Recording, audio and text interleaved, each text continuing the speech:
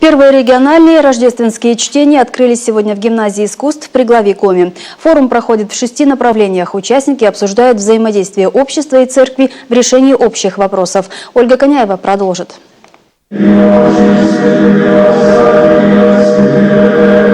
Площадка для диалога начинает работу с минуты молчания и молитвы о погибших в авиакатастрофе в Египте. Слово держит владыка Петерим, с благословения которого и проходит чтение. Образование должно быть действительно на всех ступенях развития, от детского садика, школы, института. И все это должно быть, конечно же, в Боге. Большую роль в формировании духовной нравственности общества играет семья. Здесь, говорят, это малая церковь и даже микромодель государства. Хотелось бы, чтобы было везде, все люди счастливы, но для этого необходимо воспитывать человека. Ведь наш народ воспитывался в добрые старые времена на основании Евангелия. Семья строилась на взаимоотношении любви и согласия.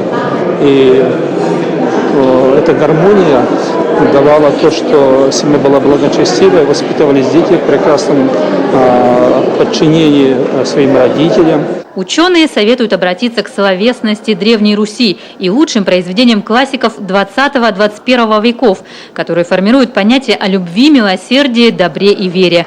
А это и есть основа русской культуры. Я считаю, что у нас само зарождение литературы было очень оригинальным феноменом, потому что у нас свет веры и свет книги возникли одновременно.